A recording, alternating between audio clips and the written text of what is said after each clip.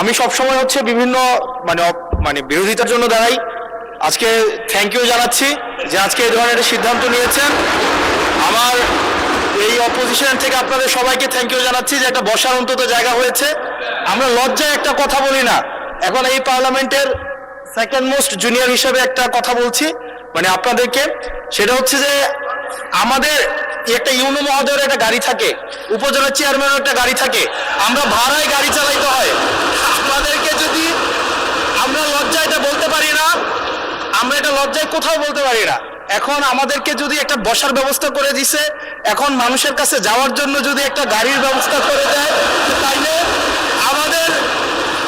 আমাদের জন্য একটু সুবিধা হয়, মানুষের কাছে একটু যাইতে পারি। মাননীয় স্বরাষ্ট্রমন্ত্রী কিছু বলতে চান? স্পিকার, মাননীয় স্পিকার আপনাকে ধন্যবাদ। আজকে এমপিদের প্রাপ্তির পরে অপ্রাপ্তির খবরটা বলতে চাচ্ছিলাম না। আমাদের মাননীয় প্রধানমন্ত্রী যেদিন সংসদ নেতা নির্বাচিত হয়েছেন, আমাদের পার্লামেন্টারি পার্টির মিটিংয়ে প্রথমেই দুইটা অনুশাসন দিয়েছেন যে আমরা এমপিরা এই নতুন পার্লামেন্টে জনপ্রত্যাশা অনুযায়ী আলাদা কোনো সুযোগ সুবিধা নেব না। সেই হিসাবে তিনি অনুশাসন দিয়েছেন, একটা আইন আছে, এটা সংসদ বিষয় মন্ত্রণালয়ের অধীনে সংসদ সচিবালয় থেকেই লিড করবে। এই আইনে আমরা একটা সংশোধনে আনবো যে এই মহান জাতীয় সংসদের কোন সদস্য আমরা ট্যাক্স ফ্রি গাড়ি নেব না। এইটা মাননীয় সদস্য বাদে বাকি সবাই চালিয়ে দিছে, কিন্তু আমাদের মাননীয় সদস্য ছাড়া দিছে। তবে সংসদ সদস্যগণ নয়, শুধু বাংলাদেশের এই সরকারের সমস্ত মন্ত্রী, সরকারি কর্মকর্তা যারা গাড়ি পায়, তেল পায়, সেটা আমরা ক্যাবিনেটে একটা ডিসিশন নিয়ে ইতিপূর্বে আপনারা নিশ্চয়ই নিউজ পেপারে দেখেছেন, এই ক্রাইসিসের সময় শতকরা 30% তেলের বরাদ্দ আমরা কমিয়ে দিয়েছি এবং খ্রিস্টতা সাধনের উদ্দেশ্যে সরকারি কর্মকর্তাদের আপাতত লোন সুবিধা যেগুলো আছে সেটাও কাটিল করা হয়েছে ফর দি টাইম বিং।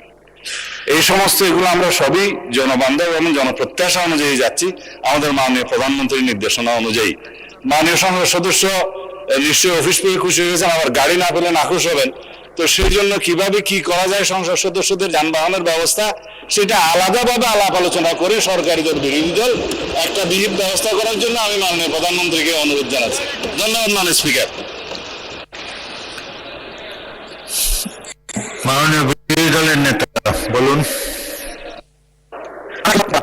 একজন সদস্য তিনি এই দাবিটা সামনে এনেছিলেন, ট্রেজারি বেঞ্চ থেকে এটাকে কগনিজেন্সে নিয়ে বাস্তবায়নের উদ্যোগ নেওয়ার জন্য আমি ধন্যবাদ জানাই।